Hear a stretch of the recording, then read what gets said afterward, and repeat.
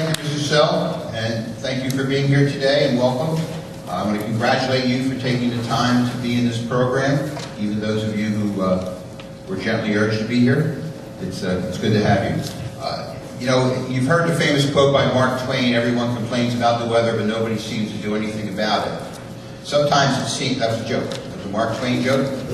Sometimes it seems that that's the way it is with energy, that we're all very concerned about it, we're concerned about the future, we're concerned about spiking oil prices, we're concerned about natural disasters like the BP oil spill or the nuclear disaster in Japan. But we have knee-jerk reactions to them, and then when the crisis seems to go away, our interest dissipates.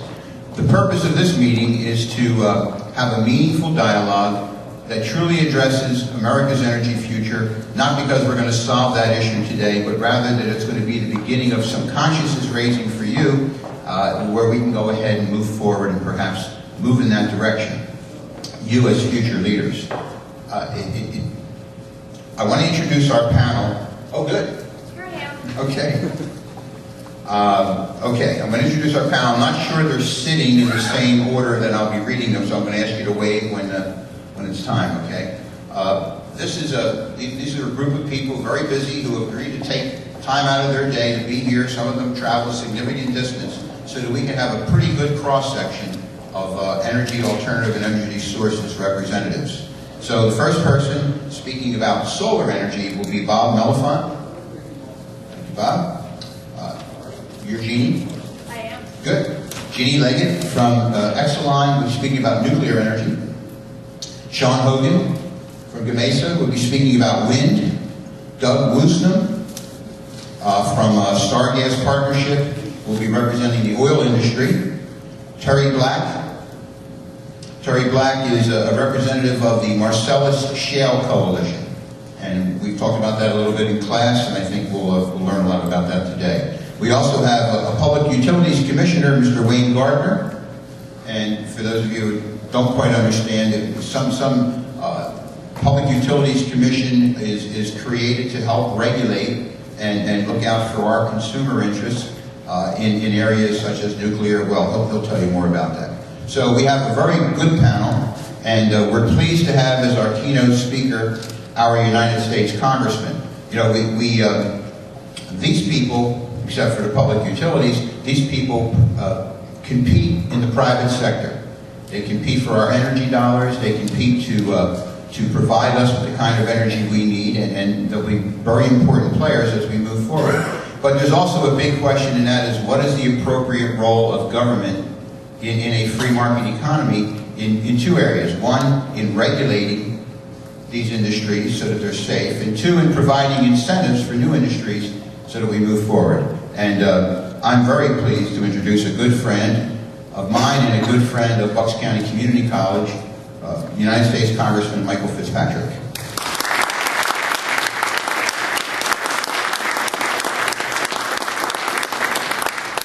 I should add that, as we know, congressmen have full schedules from morning till night, and Mike has to leave here before the end of the program, but he'll be here as long as he can. He'll answer your questions too, but first we'll have his opening comments.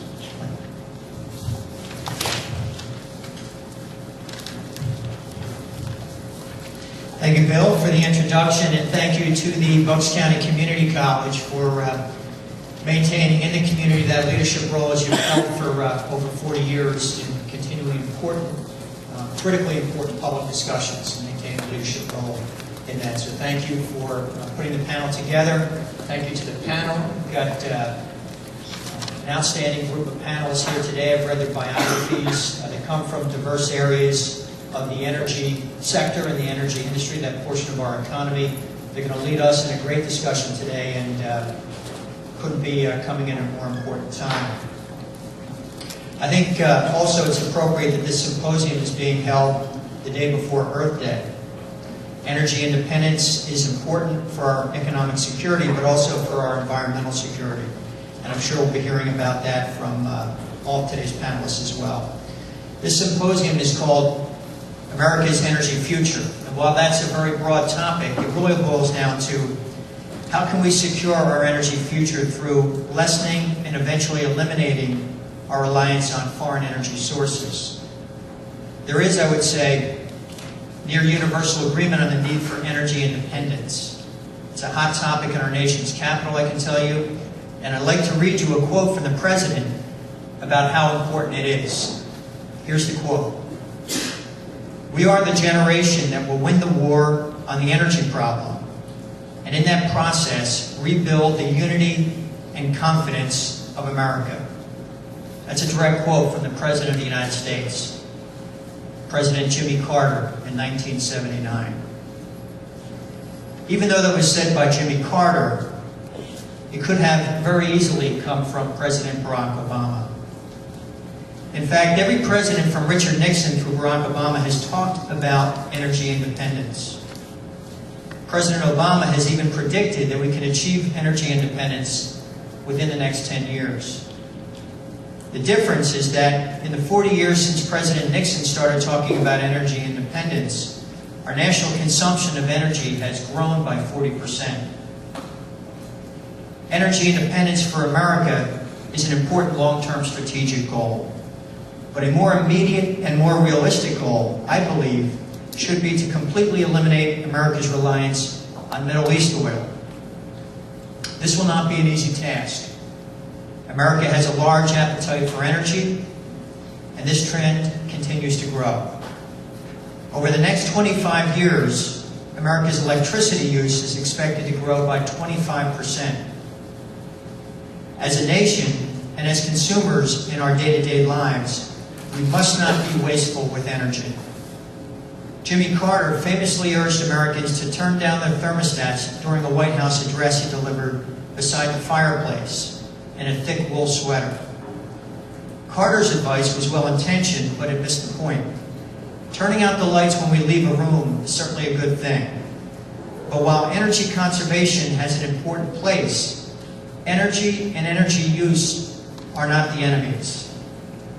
Energy allows us to grow and to prosper as a nation and create more jobs for families here in Bucks County and across the great United States of America. Over the years, world events have brought our crusade towards energy independence to the forefront of the national debate.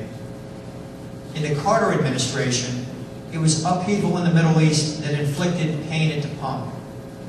Today, we are once again seeing political instability in this region that has demonstrated the need to unleash our domestic sources of energy. The steep rise of prices at the gas pump over the last few weeks has once again moved energy to the front of all of our minds. These events underscore the need to free ourselves from dependence on oil from this part of the world. The average price of a gallon of gasoline is $1 higher than it was just a year ago. In every gallon of gasoline, 68% is attributed directly to the cost of oil. Another 17% is accounted for by federal and state taxes. And the remaining 15% is attributable to refining. But that biggest piece, the 68% that is tied directly to the price of a barrel of oil, shows how we truly are held as economic hostages to foreign oil suppliers. High gas prices do more than suck money out of family budgets. They also have a devastating impact on our economy.